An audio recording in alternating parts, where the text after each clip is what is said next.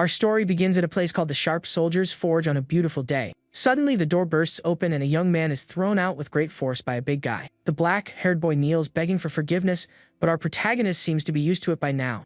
Losing his patience, the huge man starts bonking the young man on the head with a kitchen ladle. This guy is Fatty's son, the head cook, and he tells everyone to hurry up with the master's food. Then he praises a boy named Nuguy for being very hardworking and calls the others trash.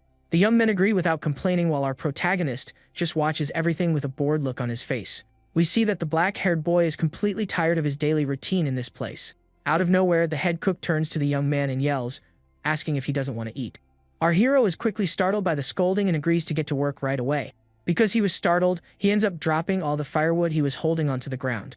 Later that night, the boy is alone and says that tomorrow will be his big day of change. For now, he decides he will endure all this exploitation and wait for what's to come. The next day, a gentleman gives the young man 30 copper coins and tells him to be back before sunset. The boy runs off, super excited to finally be able to leave that place after a month. The boy is finally free and looks at the big city with a smile on his face. He thinks about the ceremony that requires the 5 sacrificial animals, but the blood is very expensive. The boy then remembers that he can't use an ox because it's against the law, and the punishment would be very severe. After a while, he gets the blood of other animals but has spent 26 copper coins. Carrying his purchases, the hero walks down a street and stops in front of a place called Liang's Fishery. There, he hears a crowd talking about a boy who caught a spirit fish in Jade Lake. Our protagonist is confused since a fish like that could feed a family for years. A muscular man shows off the fish, which weighs 12 jin, and tells everyone to back off because it's very expensive. Someone offers 12 silver taels, leaving the young man shocked by the value, which is a fortune. After seeing that, the boy decides to go home, following the memories of the body's previous owner. He arrives at a door and knocks a little until a voice asks if it's the third brother who has returned. The door opens and his second brother, Lilin, greets him happily and invites him inside. The older brother tells him to rest and that he will prepare food because his sister-in-law is working.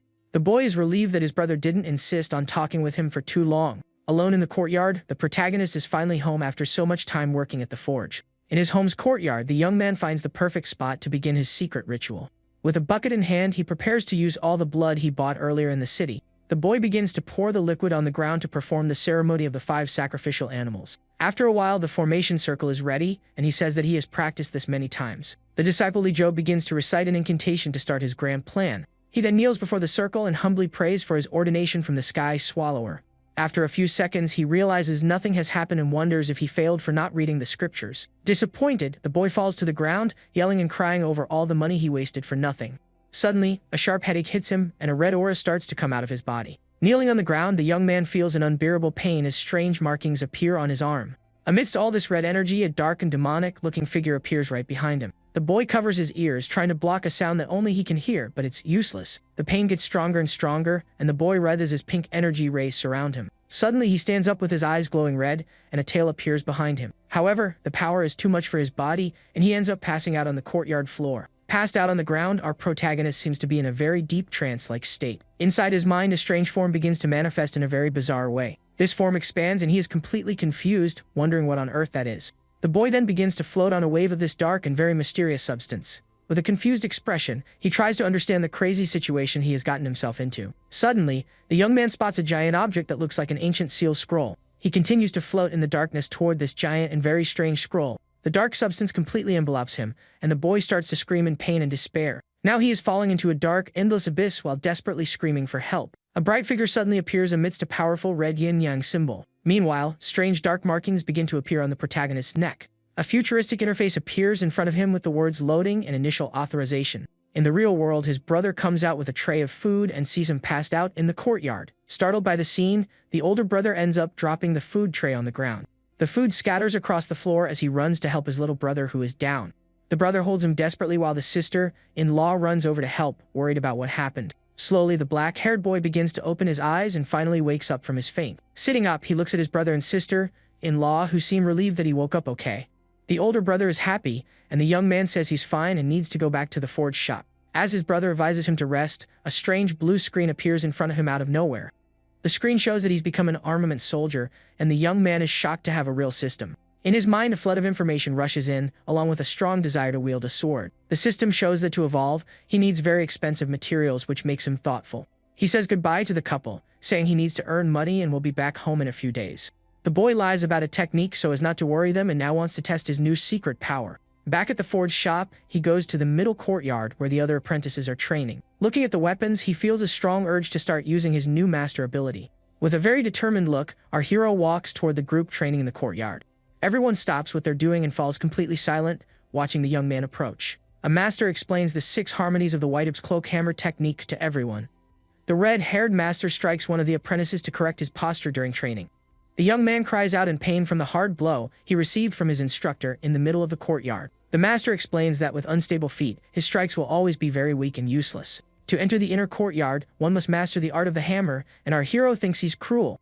The instructor then tells everyone to grab their hammers and assume the horse stance to train. Our hero's system analyzes the training hammer and shows all the information about it. He gets excited about the power of the ceremony and decides to calm down so he doesn't draw attention there. The master demonstrates a move, and the boy compares it to animal imitation styles. Later, the master talks with the head cook about the difficulty of mastering the horse stance. The cook then asks the master, named Chun, which of the young apprentices have the most potential. Fatty's son walks with Master Chun and comments on the boys from poorer families there. Then, the cook yells at the apprentices, telling them to train hard without being lazy. With a very strange smile on his face, the head cook seems to be up to something. Our hero notices the way the fat guy is looking at him and feels that something is wrong.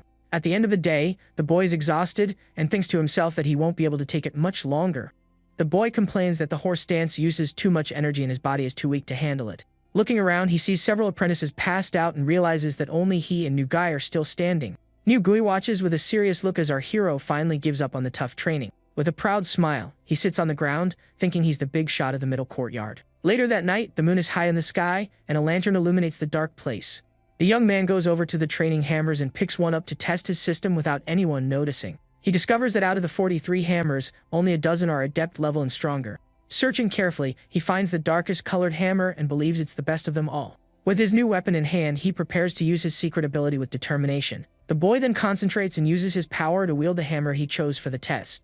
Suddenly, the giant tool vanishes into thin air, and the young man is completely shocked by what happened. Inside his system, he sees that the platform is small and can only store a few weapons at a time. Now he can summon the hammer at any moment with a simple thought and great ease. The boy uses his power to connect to a giant seal as other weapons appear around it. Out of nowhere, he feels the same headache as before and wonders why it's happening again. Inside his mind, the system forces him to practice repeatedly, and he's shocked by the function. Now he understands all the details of the horse stance, from his feet to his arms and his gaze. The next day, the rooster crows loudly, announcing the start of another morning of hard work. New Gui wakes up with back and waist pain from the previous day's heavy training. As he steps out, he finds our hero already up and moving his fingers in a very strange way. Surprised, New Gui shouts and asks when he woke up, suspecting the boy trained all night. The young man smiles and says he just woke up, leaving New Gui confused by his infectious energy. New Gui thinks he has too much energy and concludes that the boy wouldn't have the guts to train in secret. With a confident smile, the black-haired boy thinks that New Gui will never be able to understand him. Later that day, he continues his daily chores at the forge shop with renewed spirits. While carrying firewood, he realizes he didn't become super strong overnight as he had hoped. However, his control over his strength is on another level, and he can feel the entire flow of power. The young man then clenches his fist, determined to enter the inner courtyard to train for real. Master Kun announces that today he will teach the hammer technique and tells everyone to grab their weapons. The apprentices complain about the stance training because they can barely eat and can't take it anymore. Our hero then grabs the heavy iron hammer that he stored in his system the night before. With a confident smile, he feels a special connection to the weapon as if it were a part of him. One of the instructors yells at the apprentices to take the training seriously and stop messing around. A curious boy asks Brother Lu how long it usually takes to reach the novice level. Master Kun explains that an average person takes half a year and calls New Guy to demonstrate the first form.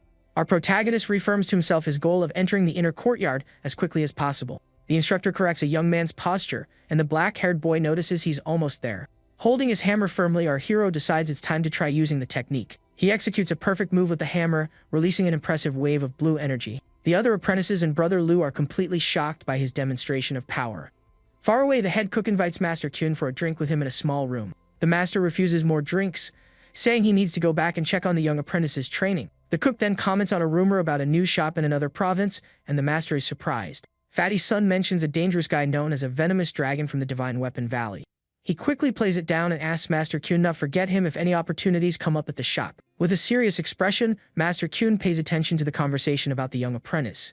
Fatty's son points to the boy and asks if that's Li Lin's younger brother training there. Meanwhile, our hero smiles while holding his hammer, and the other apprentices are completely confused. Master Kun praises the boy, saying his talent with the hammer is an incredible natural gift. The other instructor is completely confused by Master Kyun's reaction, who turns his back and leaves. He wonders if the young apprentice offended Master Kyun in some way for him to leave like that. The sun sets on the horizon and another day of intense training finally comes to an end.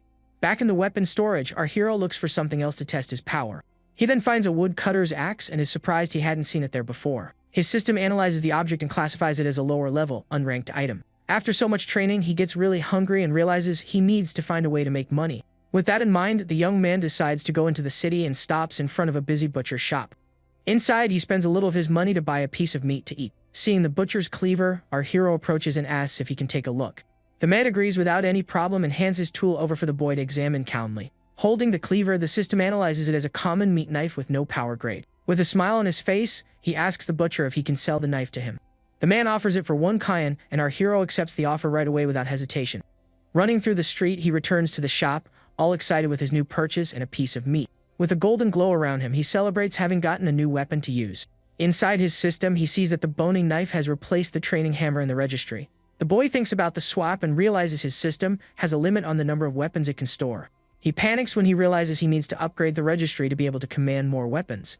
That night, the head cook relaxes in a hot bath while the boy complains about the conditions. Suddenly, the fat man calls our protagonist's name, which is Li Yuan, and beckons him over. The cook then tells him to go get some more hot water for his relaxing bath. While pouring the water, the fat guy says it's a shame he's good with the hammer, and the young man asks why. He explains that the fortress bear likes everything, but what he loves most in life are women. The man says they have a woman with the surname Niu, and the boy is very surprised by this information. With a serious face, the protagonist immediately wonders if this woman is related to Niu Guy. The cook explains that Chunxiang doesn't normally teach martial arts to the shop's apprentices. Our hero just nods in silence as he continues to pour hot water into the man's bath. The fat guy reveals that Niu Good joined the middle courtyard because each outer courtyard got 1 spot. Back in his room, the young man mentally thanks head cook's son for his advice. The cook asks if he's resentful for not getting into the inner courtyard, and he denies it. The man then says that the white ape's hammer art wouldn't be passed down to him so easily. Our protagonist is shocked and asks if the version he learned isn't the complete one. Fatty's son explains that without the complete method, it would take 3 to 5 years to reach the novice level. The boy starts massaging the man's back and feels just how strong the cook really is. With tears in his eyes, he realizes that the man's body is incredibly tough and muscular. The cook assesses the boy's constitution as average, but with bones that are still a bit weak. The young man offers to learn how to cook from him and is surprised by the fat guy's skills. Fatty's son laughs and says he's smart for wanting to eat some extra food since the courtyard's food is bad. With a cute smile, our hero agrees and says he's also good at manual labor and cooks well. The cook is surprised and asks if it's true, and the young man nods his head, all excited. With a cleaver in hand, our hero prepares to show off his culinary skills to the chief. He grabs a handful of fresh herbs to use in preparing the food for the head cook. With quick and precise movements, he begins to chop the herbs with the kitchen cleaver. Fatty's son watches him closely and asks how many years he's been doing manual labor like that. The young man replies that it's been a few years but thinks about how his past life helped him with it. He then bows, says he just wants to eat well, and is at head cook's son's command. The fat man smiles with a sly look as he assesses the sincerity of the boy in front of him. He agrees to have him as an assistant, and the young man wonders how he knows about his brother's money. The cook then decides to teach him the white ape's breathing method to improve. Our protagonist's eyes shine with happiness for the incredible opportunity he just got. Outside in the courtyard, he trains the hammer technique and thanks the head cook for his help. Several months pass and winter arrives, bringing the cold and snow to the forge shop. The city streets are covered in snow, but people continue their lives as usual. Our hero, now stronger, walks through the city and plans to reach the novice level soon. Because of his skill with math, he was put in charge of purchasing for the middle courtyard. At a street stall, he is surprised to find a shoe for sale along with the meats and fish. The shoe seems to be of good quality despite being a bit worn and dirty from time. The vendor explains that he took the broken shoe from some random guy, and the young man laughs at the situation. With his shopping basket, he picks up the shoe to analyze it with his system and see if it's worth it. He is shocked to discover that it's a Tier 1 boot, the first tiered weapon he has found. The vendor offers the boot for 1 kyan of silver, but our hero thinks the price is too high. Seeing that he's about to leave, the vendor panics and says they can negotiate a better price. The young man then pretends to be interested in the spices, and the vendor offers the boot for free with the purchase. He accepts the deal but thinks to himself that he tricked the vendor to get what he wanted. The snow-covered roof of a house marks the end of another day of shopping for the kitchen. Running through an alley, our hero is eager to test out his new and powerful acquisition. With a golden glow, he uses his power to wield the boot he bought at the market stall. In his system, he now has the boot, the hammer, and the knife as his registered weapons. With a smile on his face, he holds the powerful boot and wonders if having just one will have any effect. Suddenly, the boot multiplies, and now he has a complete pair ready to be used in battle. Running at high speed, the boy tests the boot's power and is surprised by how fast he has become. With his eyes shining with excitement, he decides he needs to upgrade his system as soon as possible. Suddenly, he hears someone shout the name Liang A. Shuan stops in the middle of the alley to see what's going on. He follows the sound and finds a crowd gathered, wondering if the guy caught another spirit fish. A man explains that Liang A. Shui caught 3 spirit fish and joined a martial arts school. Our hero observes the crowd and recognizes Master Kyun among all the people there. The master approaches Liang A. Shui and offers to buy the rare fish he caught. The young man is disappointed that he didn't find any fishing-related weapons to use. Seeing that it's still early, he decides to go home and rest after a long day of shopping. Arriving home, he finds his older brother clearing snow from the front of the door with a shovel. His brother is happy to see him back, and the boy greets him with a smile on his face.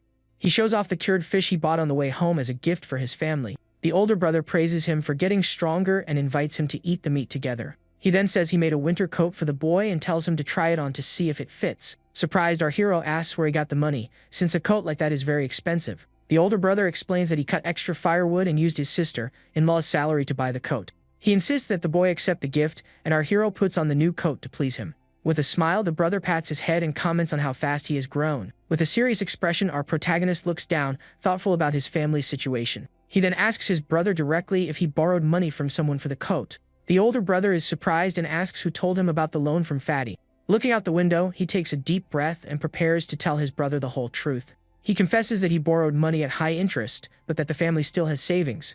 Our hero says that he doesn't need to borrow money because of him and feels guilty. The sister-in-law enters the room, and the boy greets her with respect and a bit of shame. We see that the woman's hands are full of sores from the hard work she does. She tells him to take the coat with him, and our hero thanks her for the gift and her kindness. The older brother notices his wife's injured hands and offers to get hot water for her. The young man says goodbye, saying he ate at noon, but the sister-in-law insists he eat before he goes. He runs off at high speed, and the older brother sighs, impressed with his quickness. The snow falls gently on the roof as our hero walks back to the forge shop. He thinks about the loan shark Qian Bao and how his brother managed to pay off the debt despite being a simple person. The young man worries about the danger of high-interest loans and hopes nothing bad happens. He decides he needs to reach the entry level with the hammer to improve and earn money. That night, the full moon illuminates the snow-covered sky as the boy prepares to train. He practices the breathing method that Fatty's son taught him and finds the technique very tiring. Using his system, he swaps the boots for the training hammer to continue his nightly practice. Wielding the hammer, he begins to train the movements of the white ape technique with full force. He spins the hammer, creating a whirlwind of wind and snow around him with great skill. The noise of the training wakes up the head cook, who is sleeping peacefully in his room. Annoyed, the man comes out to see who is making so much noise and disturbing people's sleep. He is surprised to see our hero training alone in the middle of the night with such dedication. The boy senses the cook's presence and notices that his perception has become much more sensitive. With wide eyes, he is surprised to realize that the breathing method really worked. Now he feels the blood kai flowing through his body and is eager to test his technique on someone. With a smile, the head cook calls him inside to have a late-night snack. Our hero is surprised by the invitation and even more so that Fatty's son called him by his name. The fat man serves him a medicinal wine, saying he needs to replenish his body's energy. He forces him to drink, and the boy doesn't understand the head cook's sudden change in attitude. The fat guy asks how he reached the entry level so quickly with an average constitution. He says the spot for the inner courtyard should be his, and the boy thinks about how it all happened. With a smile, he asks if the spot isn't reserved for new guy, whom everyone knows. Fatty's son encourages him to fight for the spot, but the young man is afraid of offending Master Chen. The man then reveals that Kyun Xiang is about to awaken his internal energy and become a chief. He says the shop's rules must be followed and that Kyun Xiang can't just do whatever he wants. Our protagonist is confused because he remembers Fatty's son flattering Master Kyun before. The cook advises him to fight for his place because without support, he won't get very far. He says the choice is the boy's, but that he saw his talent and decided to give him some advice. The young man thanks him for the advice, and the two toast with the medicinal wine at the kitchen table. After drinking, the head cook falls asleep and starts snoring very loudly in his chair. Leaving the kitchen, our hero opens the door to his room, ready to train all night. With his body warm from the medicinal wine, he feels that he has finally advanced in his cultivation. He trains all night and wakes up refreshed, ready to stack the hammer strikes with perfection. The next morning, he goes out with his hammer, ready for another day of hard training in the courtyard. New guy watches him and realizes he lied about not training, calling him cunning for it. With a furious look, he shouts Li Yuan's name, determined to challenge him to a duel. The boy calls him out for a fight, but our hero doesn't seem the least bit interested in the challenge. He refuses the fight and walks away, leaving New guy furious and embarrassed by the rejection. Suddenly, head cook appears and says someone is looking for him in the shop's courtyard. New guy thinks he refused out of fear, and our hero wonders if his brother came back. Fatty's son says they are bailiffs and asks if he hasn't been up to any trouble. Two officers approach and one of them introduces himself as Chu Dai, investigating a criminal case.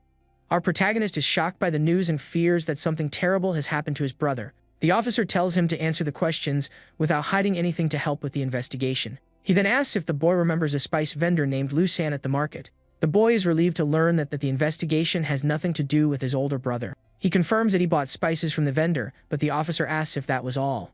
Officer Chu Dai stares at him with a suspicious look, seemingly not fully believing his words. Fatty Sun intervenes and says he sent the young man to buy the ingredients and has a record of everything. Satisfied with the answers, the officer concludes the questioning and says he's heading to the next location. The head cook says a polite goodbye as the officers leave the shop's courtyard.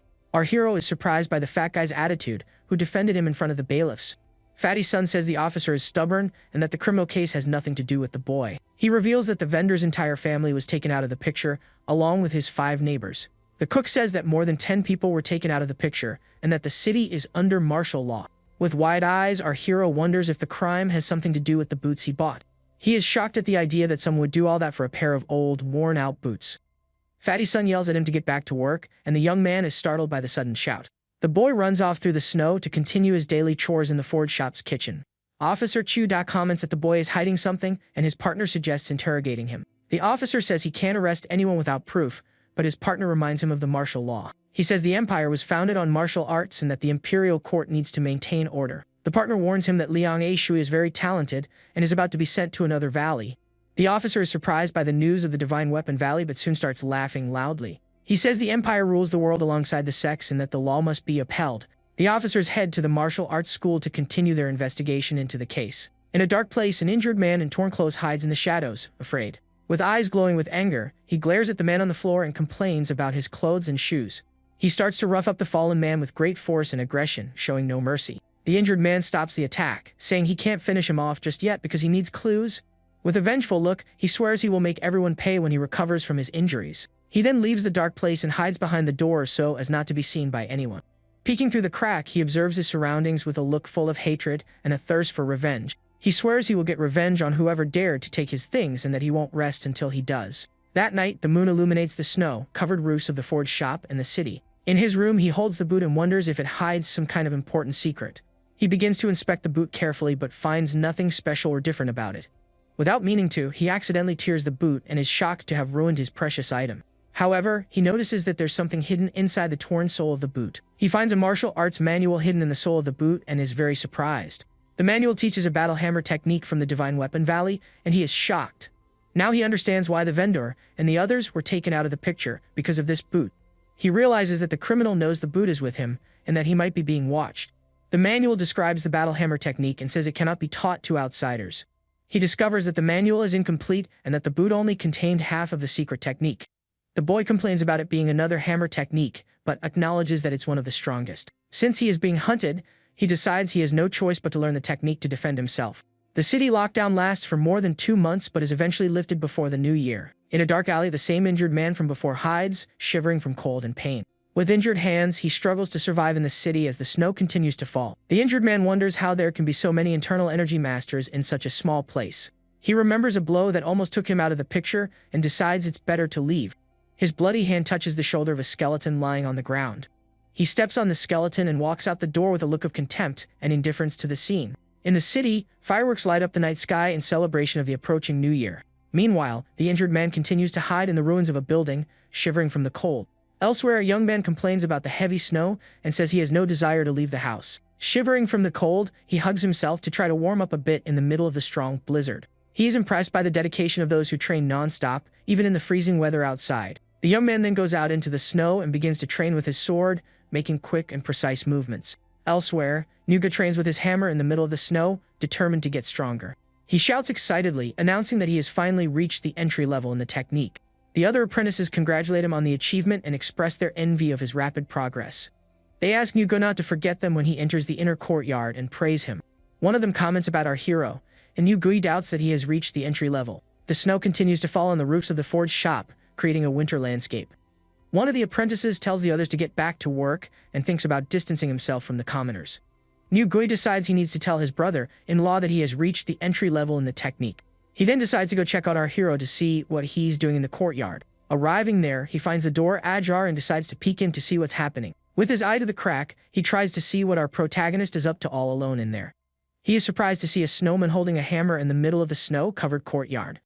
Nyugui opens the door, startled, thinking our hero froze to death in the middle of the cold. Suddenly, the snowman explodes in a cloud of snow, revealing our hero in the middle of it. He spins in the air with his hammer, creating a whirlwind of snow around him with great force. Nyugui is impressed by the demonstration of power and skill from his rival in the courtyard. He is completely shocked and speechless, wondering what on earth is happening there. Our hero continues to train his hammer movements with impressive and swift agility. He leaps into the air and delivers a powerful blow with his hammer, showing his mastery of the technique. Nyugui is stunned to realize that Liyuan has mastered the White Ape's cloak hammer technique. Shocked by the scene, Nyugui runs to tell his brother-in-law about our hero's progress. Meanwhile, the boy thinks about how to improve his technique, and the cook reminds him of a debt. He asks to borrow more money from Fatty Sun, but the man tells him to get lost right away. With a cute smile, he promises he will pay it all back and tries to convince the cook. The fat guy says he only lends it because he's progressing and asks how much he needs this time. Fatty Sun is furious with the amount of 13 taels and threatens to hit him with his kitchen ladles. The young man asks about a commotion in the city, and the cook explains about an ambush at the shop. He is surprised to learn that the general manager captured the attacker, but the disciples had a bad time. Suddenly, Master Chun arrives and calls our hero over to talk with him in private. The boy notices that the master is even stronger and more muscular than before and follows him. Master Chun praises him for his remarkable talent, and the young man says he was well taught by him. He says the spot should be his but that he already promised it to Nyugui and asks if he minds. The boy says he wouldn't dare, and the master corrects him, saying that should not be his answer. He then promises that next year's spot will be his and dismisses him to continue his training. Leaving the room, our hero smiles, thinking about how he made some good connections that year. Nyugui says he can wait a year, but Master Kyun scolds him for his lack of ambition. He reveals that the Divine Weapon Valley will open its gates next year, and the shop has invested a lot in it. The master says that Nyugui's talent is superior to our hero's, and that he can enter the valley. He hands Nyugui a vial to help him in his training and encourages him to continue. Nyugui is excited about the chance to enter the Divine Weapon Valley, and the master encourages him to train. Our hero thinks about Master Kyun and wonders if Fatty Sun will be able to handle him in the future. He decides to go to the market to try his luck and find a tiered weapon to use in his system. At the market, he sees several powerful weapons but laments that none of them are his to use. He then spots an old man and a young boy selling animal pelts and a very peculiar scythe. Curious, he approaches and asks the old man how much he wants for the scythe he is selling. The old man refuses to sell, saying the scythe was a gift from his grandfather and has sentimental value. Our hero asks to take a look, and the old man warns him to be careful as the scythe is sharp. Upon holding the scythe, he realizes that it's a tiered weapon and gets excited about the discovery. The system analyzes the scythe and reveals that it was forged with high-quality black gold iron. He is shocked to discover that the scythe is even better than the boot and grants a powerful technique. He gets excited to find out that the scythe grants mastery in long weapons, a rare skill. With his eyes shining, he offers 3 taels for the scythe, and the old man is shocked by the amount. In a dark, snow-covered alley, he prepares to test his new and powerful weapon. He wields the scythe with a golden glow and adds it to his system's weapon registry. Since he has already mastered the hammer technique, he decides to replace the training hammer with the scythe. He uses his power to connect to the golden seal, but something strange happens this time. With wide eyes, he feels a wave of information suddenly flood his mind. He falls to his knees, feeling intense pain, and wonders what on earth is happening to him. Sitting on the ground, he wipes the blood from his nose and says the sensation was incredible and powerful. He celebrates having mastered the scythe technique instantly and feels very lucky. Now with new skills, he wonders if he's strong enough to defeat Master Kin yet. He hears his sister-in-law complaining about his and his brother's debts and feels a little guilty. He picks up a wooden staff and tests it to see if it's sturdy enough for his plan. Satisfied with the staff's solidity, he prepares to put his plan into action that night. He trains with the staff and decides that if the thugs attack him, he will fight with everything he's got. With a mischievous smile, he prepares to put his plan of revenge into action that night. He climbs onto the snow-covered roof and opens a crack to spy on what's happening inside. Sitting on the roof, he watches Qianbao's house, waiting for the right moment to strike. Inside, Qianbao's men are having dinner and talking about their boss's interest in our hero's sister-in-law. Furious, he discovers that Qianbao used to be a worker for his family and now has bad intentions towards his sister-in-law. 2 of the men go out to use the restroom, and our hero sees the perfect opportunity to attack. He is disgusted to see the 2 men relieving themselves together in the snow and prepares for the attack. He leaps from the roof and flies towards the 2 men who are distracted and vulnerable. With a precise strike, he hits both men with his staff, leaving them unconscious in the snow. He wipes his nose and feels satisfied with the result of his successful surprise attack. One of the men comes out and calls for the other 2, wondering where they've been for so long. Our hero attacks him with the staff and knocks him to the ground with a strong and precise blow to the head. The noise draws the attention of the other men, who come running out to see what's happening. Our protagonist covers his face and prepares to face the group of men approaching. The gang leader glares at him angrily and challenges him for daring to cause trouble on his turf. Without hesitation, our hero attacks the group of men with his staff and defeats them with ease. He storms the house and takes down all the henchmen who try to stop him from advancing inside. With all the henchmen on the ground, he mocks them for being so weak even though they outnumbered him. The gang leader, fallen on the ground, asks who he is and curses him for attacking him by surprise. The boy holds the staff firmly and prepares to teach the gang leader a lesson. With a powerful blow, he hits the man in the head, leaving him dizzy and confused from the impact. The boss groans in pain as blood trickles from his mouth after the boy's well-aimed strike. Furious, our hero begins to rough up the man lying on the ground with his staff without mercy. He spins and hits all the fallen men with his staff, leaving a trail of destruction. The gang leader's face is all bruised, and he seems to have lost consciousness in the snow. The boy is surprised by the strength of his legs but quickly focuses on his main objective. He storms into the house and starts breaking everything in search of something important he needs to find. After ransacking the house, he finally finds a hidden chest and opens it with a smile. He opens the chest carefully to see what's inside and is surprised by what he finds there. Inside the chest, he finds several documents and begins to read them with attention and curiosity. Furious, he rips up all the loan documents and vows to teach the loan shark a lesson. With a mischievous smile, he takes all the money from the chest as a reluctant agent of justice. He runs off with his weapons and the money from the chest before anyone sees him at the scene. He flees the scene with a smile on his face, leaving the henchman lying in the snow. He reassures himself, thinking that no one saw him and that it can all be considered self-defense. With a determined look, he warns the gang leader to never cross his path again. He feels good about being a good person and doing good deeds to help those in need. The snow begins to fall gently from the night sky as he walks back to the shop. Looking at the moon, he feels at peace and ready for whatever the future holds for him. He feels confident that he is about to ascend and become a powerful Daoist master. He practices his Kuai and blood technique and thinks about how he can speed up his cultivation progress. Fatty Son hits him with a box and hands him the medicinal meals he had requested earlier. He swears to pay the cook back and says he'll be faster than the others at mastering the technique. The fat guy warns him to be back in time for the exam, and our hero feels guilty for roughing up the thugs. He asks his brother about Qian Bao's parents and pours a drink for the two of them to talk. The brother says it was Chunxiang who told him about the recruitment of apprentices at the forge. Our hero realizes that Chunxiang is keeping an eye on his brother and sister-in-law and decides not to give up on the exam. He takes a sip of the drink and feels refreshed and more determined to protect his family. With a furious look, he slams the cup on the table and vows that he will get into the inner courtyard no matter what. He plans to use the money to upgrade his weapon mastery and defeat Chunxiang easily. Master Chum seems suspicious of the young man's attitude and watches him with a serious look. New Guy says that Liang Aishu has disappeared, and the master doesn't believe he could be the culprit. Master Kyun says he has taught New Guy the exam and expects him not to disappoint in the test.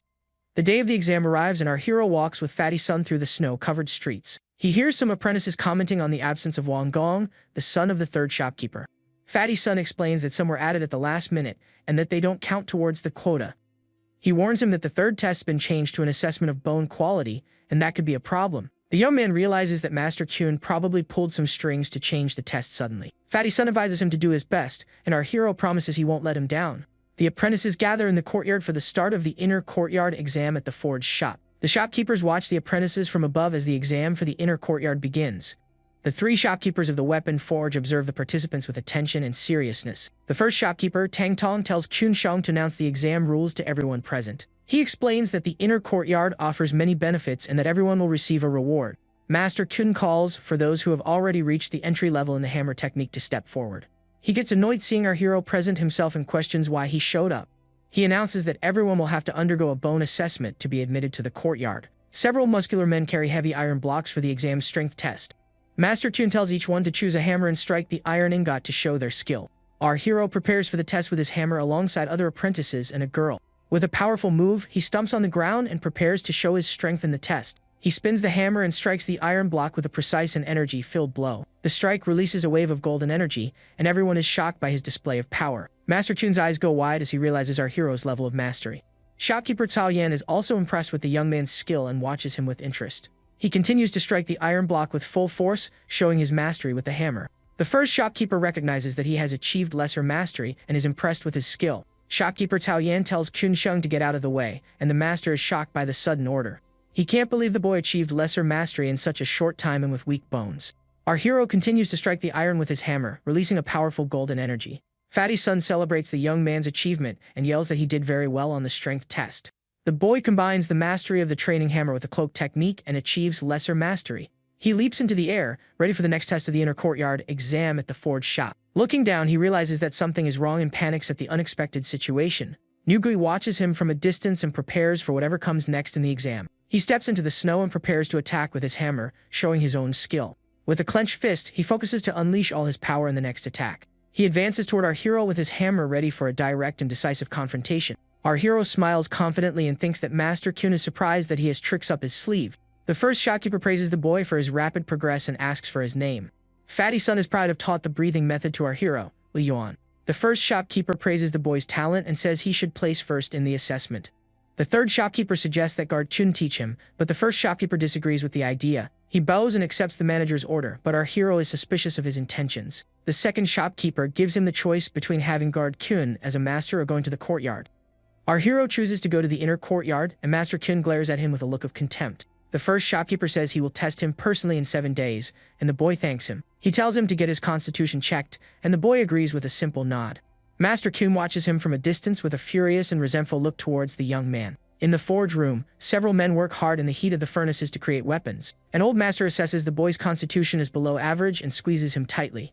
Another man confirms the assessment, and our hero feels the strength of the old master's grip. He asks how constitution is judged, and the old man explains that it's all a matter of experience. He invites him to join the forge room, and our hero asks to see the warehouse first. Since he placed first, the old man agrees to let him take a look and takes him to choose a hammer. Nugui watches our hero from a distance and vows that he will surpass him with lots of training and dedication. The old master takes him to the weapon warehouse to choose a hammer and registers it with his name. The guards open the huge warehouse gates, and they enter the place filled with weapons. The old man follows him, and the boy feels the strong reaction from his weapon mastery system. He follows the master into the warehouse, eager to see the weapons stored there. The warehouse is filled with swords, and the old man explains about the 2 most famous types from the forge. With his eyes shining, our hero is sure that he will find several tiered weapons in there. The old man shows him a rare jade saber and warns him to be careful with its sharp blade. The boy holds the saber carefully, and the old master tests it by cutting his own finger on the blade. Blood drips down the saber, and the old man praises the weapon's quality with a satisfied smile. He boasts about being the blacksmith who gave every inch of that saber its unique pattern. The system analyzes the jade saber and classifies it as a Tier 1 weapon with 3 effects. The old master encourages him to learn forging, and the boy asks about the hammers he mentioned. The master takes him to another section of the warehouse where the hammers are stored on shelves. The young man realizes that the old man took him the long way around to show off the jade saber.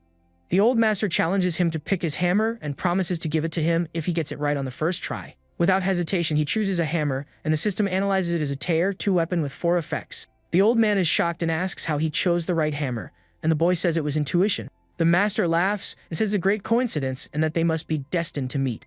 The young man takes advantage of the situation and asks to learn the art of forging from the old master.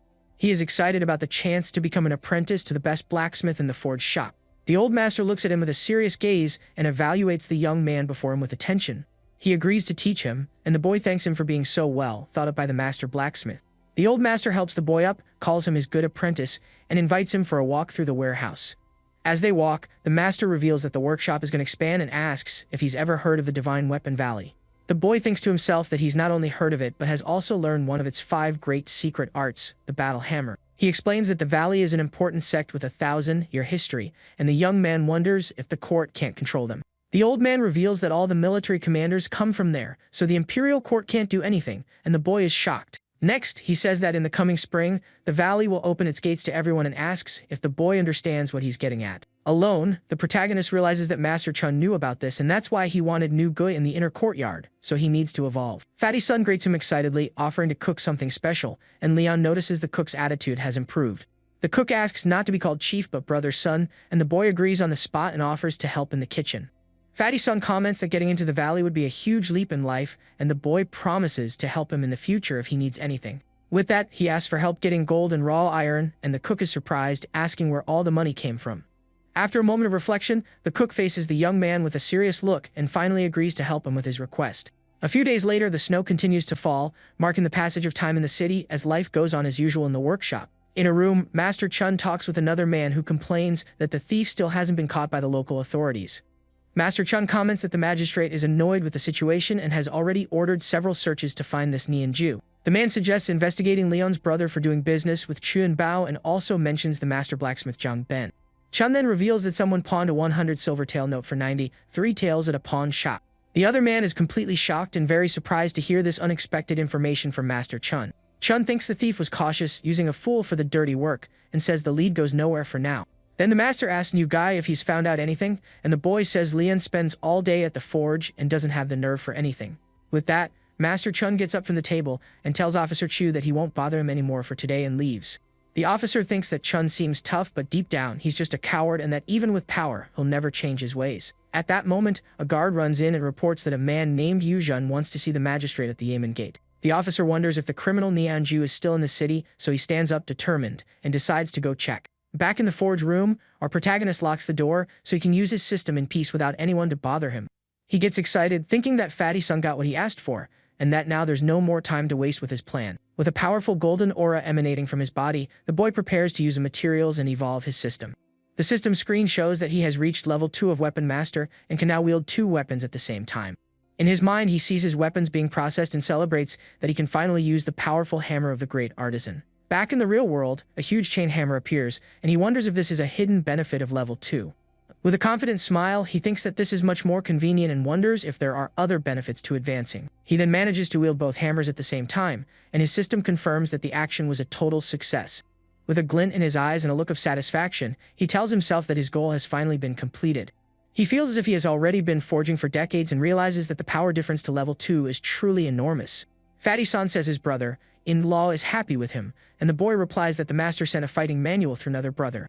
The cook is shocked that he hasn't started practicing yet, and the young man says he was just praising him to the heavens. While the boy reads the manual, Fatty-san explains that a fighting method is difficult and that the master only gave him 7 days. The cook then grabs a hammer, all excited, and says that the next day he will teach him personally, no excuses. Our hero says it's not that hard, and the cook is shocked, remembering that it took him 3 years to learn the method. Without any effort, he then kicks the hammer up from the ground with his foot, showing that he has already mastered the basic technique from the manual.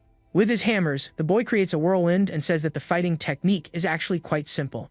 The cook is stunned, remembering that it took him 3 long years to master this fighting method. He then drops the bucket on the floor in amazement and wonders if the boy is really just learning this now. With a startled face, Fatty-san thinks that he has seen many talented apprentices, but this young man's talent is surreal.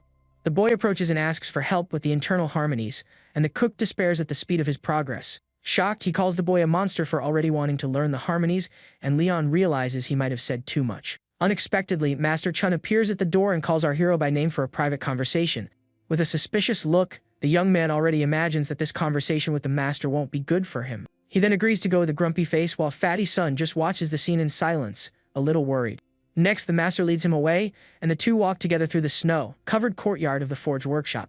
They arrive at a courtyard where several apprentices are training hard while an unknown man watches the training. Our protagonist gets curious and wonders who that white-haired man talking to the second manager is. We then find out that the man's name is Yu Jun, and he is known to everyone as the fearsome Ghost Rider.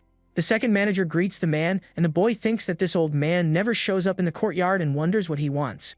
The manager asks what he is doing there, and Leon is shocked to discover that he is a legendary bounty hunter. Yu Zhen says he is only there to ask the boy a few questions, and Leon already imagines the topic is the boots. Manager Tang gets angry and questions if he has no respect for the workshop, barging in like that. The snow continues to fall heavily on the courtyard roof, creating a tense atmosphere for the conversation taking place. With a smirk, Yu Zhen starts to walk beside Leon through the courtyard while the other apprentices watch.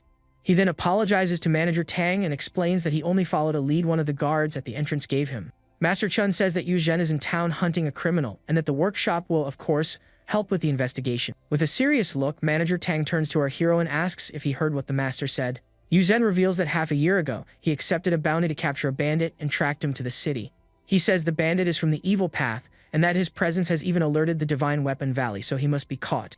The boy confirms that he was at Lu Shan's stall the day before, but only bought some spices there. Suddenly, the young man's mind gets fuzzy, and he realizes the bounty hunter is trying to hypnotize him. He manages to resist and thinks that the man seems nice but is rotten on the inside, and that was a close call. With a sinister look, the bounty hunter insists and asks again if the boy is really not going to eat.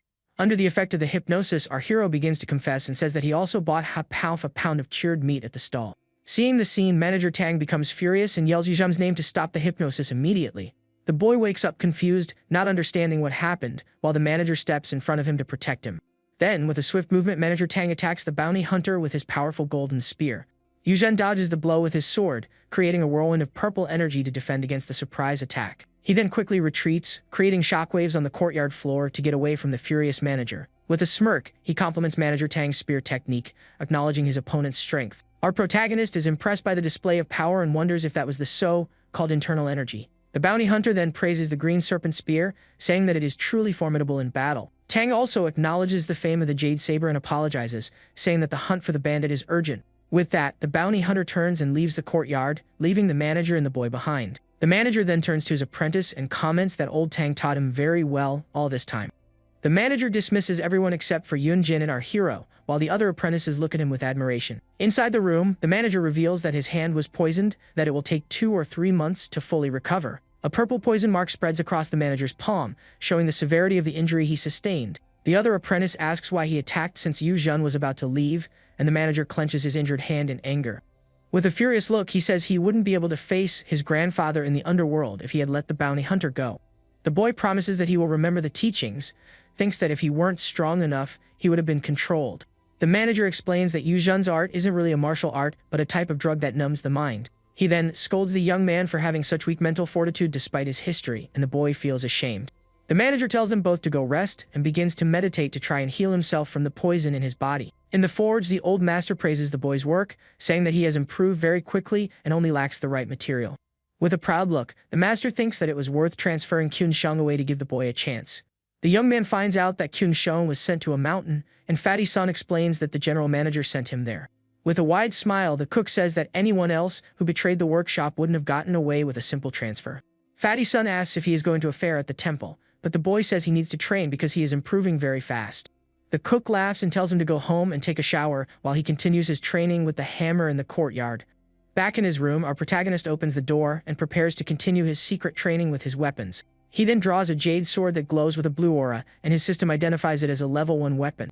The boy analyzes the weapon and realizes that it's not as good as the others his master has stored in the warehouse. He realizes he needs to advance his forging technique, and that the final hammer variations are very difficult to learn. Even so, he managed to master the first attack move and now wonders if he can already challenge Chun Sheng. At night, the city streets are crowded and lit by lanterns for a big festival that is taking place. Walking through the crowd, the protagonist feels his system vibrate and wonders how many good weapons are around. He then comes across a procession carrying a huge covered treasure and thinks about stealing it for his system. The people pray to the statue, asking for favorable weather and good harvests, while men carry it with effort. Amidst fireworks, coins are thrown as offerings, and our hero watches everything with a suspicious look. The statue is revealed to be a golden Buddha with many eyes, and the boy is disgusted by the bizarre scene in front of him. His system analyzes the object and classifies it as a level 2 stone statue with spiritual properties. The boy is shocked to discover that a divine statue can be considered a weapon and finds it somewhat heretical. He feels tempted to take the item but ends up giving up on the idea, thinking it would be too much for him at the moment. Walking through the fair, his system identifies several level 1 weapons, and he concludes that the level 2 ones are too expensive. On a notice board, he sees that the reward for capturing the criminal Nianju has increased considerably. The crowd moves towards a large city gate under a beautiful night sky full of fireworks. With a determined look, our hero decides to go to a mysterious place called the Temple of the Crippled God. There, he finds another covered statue being carried and suspects that it might also be a powerful weapon. As expected, his system confirms that this one is also a level 2 weapon, surprising the boy once again. He then begins to suspect that the statues are maintained by someone very powerful, like the imperial court itself. Suddenly, a blind old man approaches with a banner and offers to read the young man's fortune in the middle of the crowd. The protagonist just smirks with a clever look, as he has already understood the man's true intention. He mocks the fortune teller, who recognizes him as a newcomer from the forge workshop and praises his sharp perception. The boy then realizes that he is surrounded by several men and that he has fallen into an ambush in the middle of the festival. The blind fortune teller says they have been after the target for half a year and just want some information from our hero. The boy replies that he doesn't even know what this Nianju looks like and fears they have the wrong person. The man explains that the criminal has already appeared twice in the city, while one of the henchmen already wants to get rough. With a threatening tone, the group's leader agrees with something the young man said, leaving him very confused. Then the blind man says that he will indeed have a bloody disaster, and the brute gets ready to attack the boy. Seeing them move away, the boy realizes that the group of men is really after the shoe he bought. Night falls and a strong storm begins to take over the city, creating the perfect atmosphere for a plan. Hiding in the rain, our hero prepares to put his idea into practice and get rid of the henchman. He then throws the boot over the wall and shouts to the men that since they forgot it, he's returning it. One of the henchmen complains about the rock, and upon seeing the shoe, the young man runs, thinking he needs to get back the item he bought. Running in the rain, he decides he needs to get stronger and enter the Divine Weapon Valley to solve his problems. In his office, an officer complains that he was hit with precision, and his subordinate reports on the quality boot. The officer then picks up the shoe to examine it closely and notices that there is something hidden inside the sole. Very carefully, he begins to remove a small piece of paper that was stuck to the inside of the shoe. He complains that the handwriting is awful and can barely read the note, which seems to have a very secret message. The man thinks the thrower is skilled and wonders how a simple boot could attract the criminal. He then decides to investigate further and starts to tear the sole of the boot to see if he can find any more clues. With the sole completely removed, he looks inside the boot with a serious and concentrated expression on the mystery. He concludes that Ni and Ju didn't leave because of the boot, and that the thief wants to use them to get out of danger. With a furious look, the officer vows that he will capture Ni and Ju and make the criminal pay for everything. The next day, life in the city continues as normal, with children playing and people working at their stalls. Three men talk about a thief who broke into the place and only wanted an old boot that the officer found. The injured man on the ground named Chu Di glares at them with a look full of hatred and a glowing red eye. Meanwhile, back at the forge workshop, the atmosphere seems much calmer and more peaceful than on the city streets. An officer announces that they need men to hunt the injured criminal and offers a good reward in silver. The apprentices think that 3 silver pieces is too little to risk their lives against such a dangerous and skilled bandit. The officer says that each family needs to send 10 men, and the manager then chooses some apprentices for the mission. Our hero then accepts the manager's order without hesitation and prepares to leave with the hunting party. The officer bids the manager farewell, saying that he still needs to recruit more people in other parts of the city. With the chosen ones gathered, the manager questions why no one seems very excited about the important mission. One of the young men explains that they have only been training for a few months and that it might be too soon for such a risky task. The manager then asks if in the future their enemies will take pity on them just because they are inexperienced in combat. He then says with a serious look that to train in martial arts, it's not enough to just work hard, you must have courage. He assures them that the target is already badly injured and that they will be in the front to protect them from the greater danger. The manager then advises one of the older apprentices to be careful and look after the others during the hunt. Our hero chooses a mace for the mission, and his system analyzes it, showing that it is more for combat. With everyone ready and armed, the group prepares to set out in search of the dangerous criminal Ni and Jiu. With a determined look, the young man mentally prepares for what could be his first real battle. The group then travels to a distant and mountainous place called Faju Mountain to begin the search. In the forest, one of the group leaders gives instructions to everyone and tells someone to keep an eye on the master's horses. Inside the dense, dark forest, the search party spreads out to look for the missing criminal. The group leader gives the order for everyone to enter the mountain and search the hills before nightfall. Suddenly, a bright green flash cuts through the forest sky and startles 2 of the apprentices who are on guard. Our hero and his companion are surprised and wonder if they have already found the fugitive so quickly. In another part of the forest, Master Chulong prepares for combat with his enormous and imposing sword. In a clearing, the criminal Ni and Ju is surrounded by several fallen men and seems to be badly hurt and exhausted. With a look of hatred and disgust, he spits a black liquid on the ground, showing how serious his condition is. With a makeshift knife, he vows that he will finish everyone who dared to cross his path in the forest. At that moment, Master Xu Long leaps from the trees and attacks the wounded bandit with a powerful and precise blow. Cries of pain echo through the forest as the criminal flees desperately from his pursuer's attacks. The group leader tells everyone to spread out and search carefully so as not to fall into any traps. The criminal attacks one of the young men by surprise and knocks him to the ground with a quick and precise blow in the darkness. With his mace in hand, our hero remembers the manager's words and understands the importance of courage in combat. He then hears several cries for help and realizes that the battle against the bandit is getting uglier and uglier. The boy thinks that the target is badly injured and that he shouldn't rush so as not to take unnecessary risks. Cautiously, he sneaks through the dense vegetation of the forest, following the sounds of the fight happening nearby. Hidden, he sees the body of one of the hunters on the ground and realizes that the situation is more serious than he imagined. With a frightened look, he gulps as he sees the scene and prepares for what might come next in the hunt. Crouched behind a bush, he hears footsteps approaching and prepares for a possible direct confrontation. He then sees a man approaching a body and deciding to take the fallen man's money for himself. With a look of contempt, our hero watches the scene and thinks about the character of that group of men. The man then takes the bag of money from the fallen body on the ground without showing any kind of remorse. Suddenly, another muscular man appears and attacks the thief with a powerful punch to get the money. Our hero then recognizes the man as one of the henchmen of the fake fortune teller who surrounded him at the festival. The henchman takes the money and comments that the fallen man wasn't skilled but had a lot of cash on him. With a satisfied smile on his face, he shakes the bag of money, happy with his new acquisition. At that moment, he senses a presence and turns to attack with his sword to defend himself from the danger. Our hero then jumps from the trees with a spinning blow of his mace to attack the henchman by surprise. The blow hits the man squarely, who is unable to react in time to the boy's quick and unexpected attack. With the impact of the hit, the bag of money flies from the henchman's hand, who falls to the ground completely stunned. The young man then seizes the opportunity and takes the bag of money for himself in the midst of the confusion. He steps on the man lying on the ground to make sure he won't get up and try to fight back. The man screams in pain on the ground and wonders who the heck attacked him by surprise like that. Suddenly, the criminal Nianju appears in the trees behind our hero, observing the whole scene. The boy is out of breath and thinks that the adrenaline of the fight is much more exciting than forging in the workshop. He then looks at the money and calculates that it's worth more than 20 silver taels, a good sum for him. With a confident smile, he thinks that with his powers, a surprise attack could never have failed. He then puts the bag of money in his clothes, completely satisfied with the result of his bold plan. With his mace in hand, he stands up and wonders where the real target everyone is looking for is. Meanwhile, Nianju leans against a tree, all wounded, and vows that everyone who wants to catch him will pay. A hooded man points and says the target must be nearby, so the others prepare attack. Nianju sees them from the trees and, with a furious look, prepares to fight against the group pursuing him. With his red eye glowing with hatred, he concentrates to use all his power in the next attack. He then leaps from the trees at high speed to attack one of his pursuers in a quick and lethal manner. With a precise blow of his sword, he manages to finish the man who is hunting him without giving him a chance to defend. The impact of the blow is so strong that the man's body is thrown far away while the others watch the scene. The hooded man praises Nianju's strength even though he is injured, and the criminal is surprised by the word. With a contemptuous smile, the man says he is useless and that, if it weren't for him, he would have already been caught. The mysterious man says it doesn't matter who he is, and that Nianju must remember that he helped him and will have to repay him.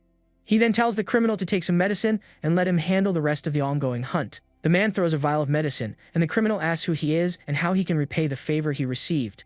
He just says that he will find him in the future and disappears in the darkness of the forest, leaving the bandit behind. Alone, Nianju drinks the medicine and wonders who that mysterious man who helped him in the fight could be. With a thoughtful look, he assesses the situation and tries to guess the identity of his unexpected savior. He realizes that the medicine is a high-quality pill and feels reinvigorated to continue fighting. With a determined look, he says he will not run away and will face everyone who dares to hunt him. With a cry of fury, he advances through the forest, ready for combat, and vows to defeat everyone. Meanwhile, our hero thinks that with his mace and blade, not even several strong men would be a match for him. He reflects on how the surprise attacks helped him improve his fighting skills quickly. Suddenly, he hears a noise and falls to the ground, startled, ready to defend himself from a possible attack.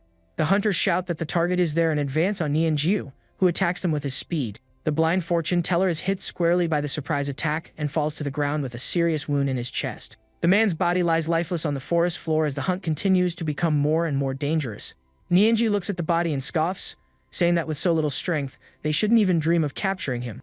Hidden, our hero is surprised by the criminal's strength even though he is so injured and exhausted. The bandit then uses a strange technique to close a wound on his chest, leaving the boy shocked. With the wound almost healed, he gets up, ready to continue fighting against his pursuers. The young man is amazed by the man's regeneration ability and wonders what kind of training he has done. Suddenly, the criminal notices the boy's presence and calls him a little rat from the forge workshop for hiding. Our hero is startled at being discovered and doesn't know what to do in this dangerous situation. Without a second thought, he leaps from his hiding spot and charges at Nianju with his mace in hand. The bandit is surprised by the boy's courage, and the two face off in the middle of the forest clearing. He recognizes the white ape technique and is shocked that the young man has already mastered it so well in combat. With a determined look, our hero prepares to use all his strength in the next blow against the enemy. Nianju calls him a fool for facing him without internal energy and attacks with a blast of energy. With a quick movement, he spins his mace and manages to defend himself from the bandit's powerful energy blast. The two then exchange powerful blows in the middle of the clearing, and the young man struggles not to be defeated. The impact of the blows tears off one of Nianju's arms, who screams in pain but does not give up. The criminal then attacks the boy with a powerful kick to the face and asks if he's having fun with the fight. The two then exchange powerful blows in the middle of the clearing, and the young man struggles not to be defeated. The boy manages to block the blow and attacks the bandit with a powerful punch to the face in the middle of the fight. He then draws his hammer, and the bandit is surprised to see that the young man still has another weapon stored away. With a powerful blow from his hammer, he lands a direct hit on the criminal, who is unable to defend against the attack. The impact from the blow is so powerful that the bandit is taken down in an instant. With a tired look, the young man kneels on the ground and, with a tone of contempt, wonders if that was all. He then gets up and says that the bloody affair caused by the old boot has finally come to an end.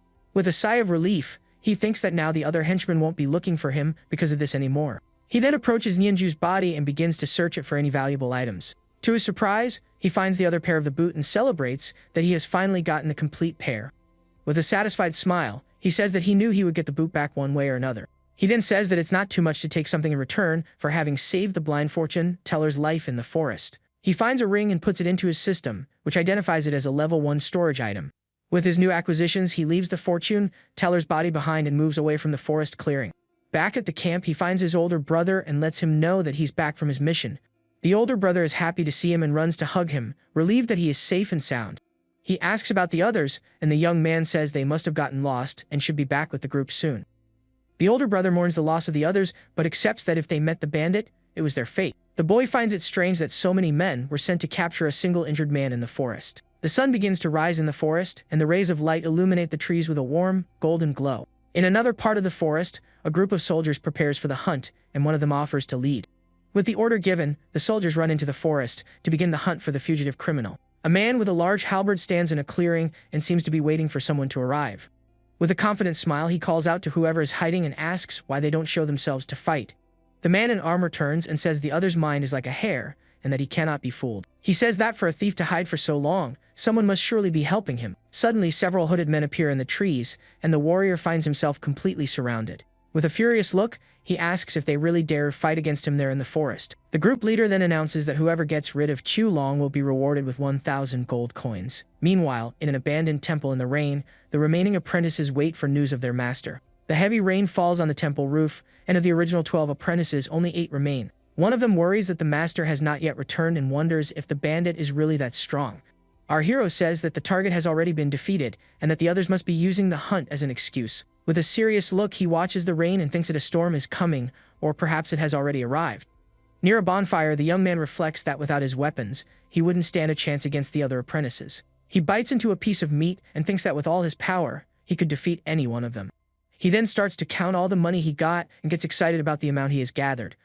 With his new dagger, he thinks that it should enhance his vision, and that it is a very good item for him. He then discovers a secret compartment in the boot and finds a hidden martial arts manual. With an excited smile, he realizes that the item is very valuable and understands why the bandit didn't want to leave. He reads the manual and discovers that it teaches 81 variations of a very powerful and difficult technique. Sitting in a dark corner, he holds the manual he found and reflects on everything that has happened. Sunlight streams through the broken window, illuminating the room where he is hiding and resting. He then joins his hands and concentrates to absorb the knowledge from the manual he acquired. With a confident smile, he stands up and thinks that with the new technique, his progress will be much faster. Back at the workshop, Fatty Sim greets him with concern and asks about the master who has not yet returned. The boy calms him down, saying that the master is still on the mountain and that he doesn't need to worry about anything. The cook asks if he saw the bandit, and the young man lies, saying he didn't see him but that others found him. Fatty's son becomes suspicious of the story and asks if he really didn't see anyone in the forest. The boy says goodbye, and the cook reminds him of an important meeting that will take place in 2 days. He enters a room and says that he is thirsty and needs to drink some water to cool down. With a ladle, he scoops some water from a large wooden barrel to quench his thirst. He then drinks the water straight from the ladle to cool off after the long and tiring journey in the forest. The cook asks if he bought the medicine he asked for, and the boy says he will get it for him later. Night falls, and the moon illuminates the starry sky while a cricket rests on a blade of grass. Our hero then takes one of the pills he found and prepares to use it in his secret training. He takes the pill and thinks that if he continues like this, he will be able to absorb all its power in a few days. He feels the quick effect of the medicine and thinks that it was worth the price, even if his debts increase.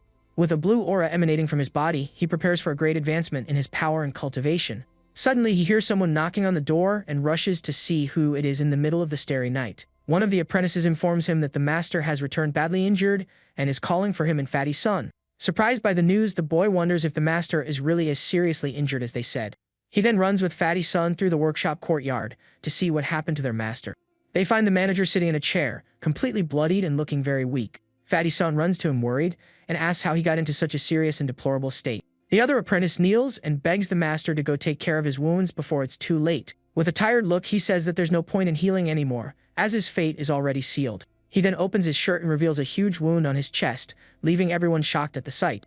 The young man is surprised that not even a level 2 armor could protect him from the final blow. Fatty's son becomes enraged and asks who is responsible for leaving his brother-in-law in that pitiful state. The manager then reveals that it was Q Long himself who attacked him and left him at death's door. Everyone is shocked by the revelation and wonders how that is possible since he was gone. The master says it no longer matters who attacked him, and that he now needs to give his final instructions. He praises our hero, saying that he has talent and has a chance to join the Divine Weapon Valley. The boy asks him to stop talking and go take care of his injuries, but the master seems determined. He then hands 2 scrolls with drawings of a monkey and a serpent to our protagonist. The 2 young men are surprised to see the scrolls and recognize the drawings as a fundamental map.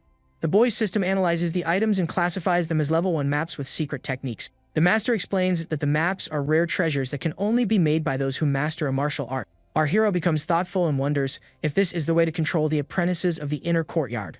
The master then explains that the maps are only passed on to the most skilled, and that many do not receive them. The older apprentice cries upon seeing his master in that state, and the scroll falls from his hands to the floor.